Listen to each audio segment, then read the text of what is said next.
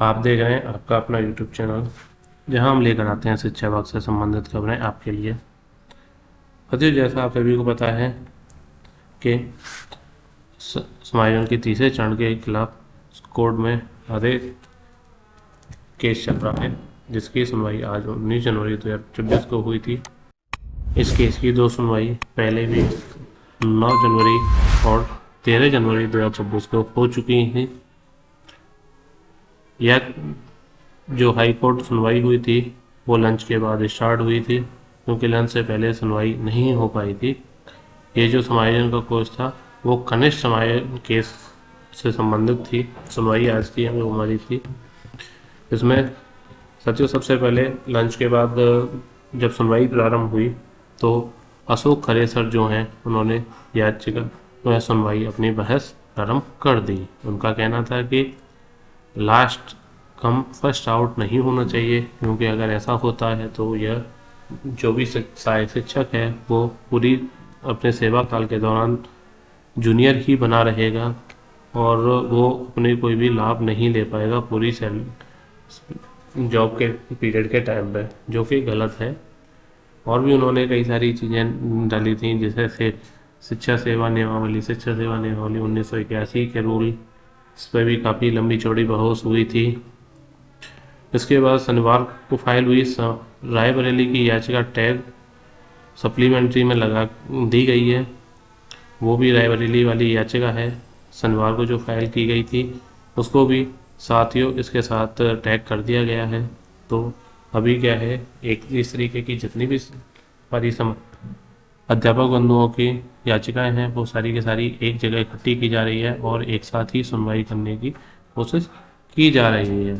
साथियों, जो वकील थे अशोक खरे सर, ये काफ़ी सीनियर वकील हैं और शिक्षा बेसिस शिक्षा विभाग के काफ़ी जानकार वकील हैं, क्योंकि इन्होंने काफ़ी सारी केसेस लड़े हैं, चाहे वो आपका 15,000 भर्ती से रिलेटेड केस हो, चाहे 16,500 भर्ती का केस हो, या जिला परिचय वाला केस हो, टेट अकेडमिक केस हो, किसी भी तरीके का केस हो इलाहाबाद हाई कोर्ट के अंदर अशोक खरे सर ने हर तरीके का केस लड़ा है, हर बार जीत दिलाई है शिक्षकों को।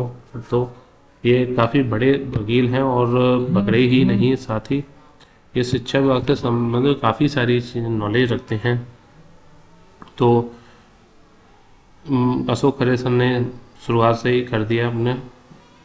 फिर उसके बाद जब काफ़ी लंबी चौड़ी बहस के बाद प्रभाकर सर खड़े हुए और उन्होंने अपना बहस स्टार्ट की। प्रभाकर सर ने करीब 15 मिनट तक बहस करते रहे। उन्होंने भी कई सारी खामियां बताई, जैसे कि किसी जनपद के अंदर उन्होंने कई सारे जनपदों का हवाला दिया कि एक जैसे मथुरा का बताया कि वहाँ पर कनिष्ठ अध्यापकों का समायोजन कर दिया बिना ऑप्शन लिए हुए और पास में न करके बाहर दूर किया है। साथ ही इसी तरीके के कई और जिलों का उन्होंने बताया कि जो समायोजन है वो बिना विकल्प लिए हुए और पास के स्कूल में करना चाहिए था, लेकिन उन्होंने क्या किया है कि 80 किलोमीटर 90 किलोमीटर या 50 किलोमीटर दूर कर दिया, जबकि पास के विद्यालयों में भी समायोजन हो सकता था, वहाँ पे भी जगह खाली थी, जो कि नहीं किया है। इस बात का उन्होंने इसी तरीके के कई सारे रिकॉर्ड सामने रखे और उन पर काफ़ी देर तक बहस चलती रही। साथियों, इसके बाद और भी कई सारी चीज़ें सामने निकल कर आई थी, जिसमें से जो प्रभाकर सर थे उन्होंने भी बहस की। फिर उसके बाद HN सर भी बहस के लिए, क्योंकि 2-3 याचिकाएं एक साथ सुनी जा रही थी, इसलिए कई सारे वकील भी वहाँ पर कोर्ट रूम के अंदर मौजूद रहे। साथियों, सारी चीज़ें जज साहब ने काफ़ी ध्यान से पढ़ ली और इसके बाद उन्होंने सरकार के अधिवक्ता वकील से पूछा कि आपने क्या तैयारी, क्योंकि आपने 3 दिन का समय मांगा था, आप क्या करके लाए हैं। तो सरकार ने काउंटर दाखिल कर दिया है। उन्होंने अपना जो भी जवाब थे वो सारे के सारे वहाँ पर रिटन में दे दिए हैं कोर्ट को और उन्होंने भी अपनी तरफ से कई सारी चीज़ें बताई कि हम इस तरीके से कर सकते हैं, या ये सरकार के अधिकार क्षेत्र के अंदर है, या फिर और भी चीज़ें उन्होंने अपने साथ में रखी। उन्होंने भी शिक्षा सेवा नियमावली 1981 का हवाला दिया कि ये जो समायोजन हुए हैं वो सही हैं, आरटी एक्ट के अनुसार भी सही हैं, क्योंकि अध्यापक पूरे किए जाने थे। इस तरीके के उन्होंने कई सारी चीज़ें सामने रखी थी।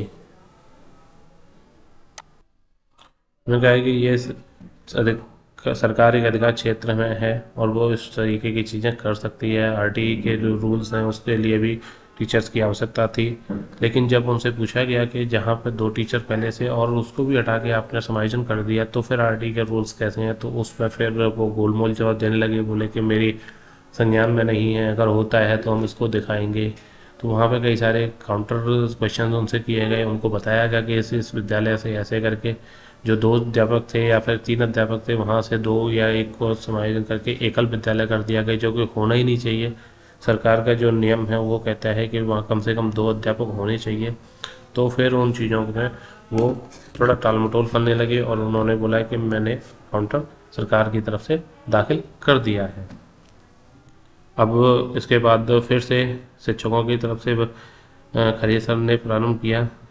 जो सरकारी वकील ने अपनी चीज़ें रखी थी उनके खिलाफ सरकारी अधिवक्ता के जो भी पॉइंट्स थे उनको अपना काउंटर दागा। उनको बताया कि आप ये जो चीज़ें कह रहे हैं उनमें यहाँ कमियां हैं। इस तरीके से चीज़ें काफ़ी देर तक चलती रहीं।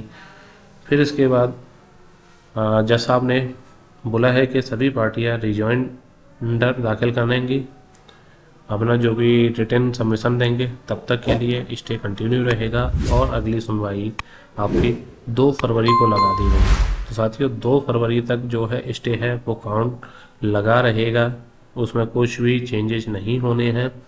याचिका देवरिया की जो याचिका थी उसके साथ लगभग 22 समायोजन की याचिकाओं को एक साथ मर्ज कर दिया गया है। तो वहाँ पर 23 याचिकाएं हो गई हैं देवरिया के साथ साथ। तो एक काफ़ी बड़ा वहाँ पर मैटर चल रहा है, क्योंकि हर एक याचिका के साथ अलग वकील हैं और काफ़ी सारी भीड़ भाड़ देखने को मिलती रहती है। आज फिर और महत्वपूर्ण केसेस होने की वजह से समय कम था, इसलिए जज साहब ने अगली तारीख लगा दी है 2 फरवरी, क्योंकि पर्याप्त समय न होने के कारण। इसके बाद फिर साथियों अभी 2 तारीख तक 2 फरवरी तक जो भी हमारा जिस तरीके से चल रहा है प्रक्रिया वैसे ही चली रहेगी। वहाँ पर कोई भी चेंजेस नहीं होने हैं।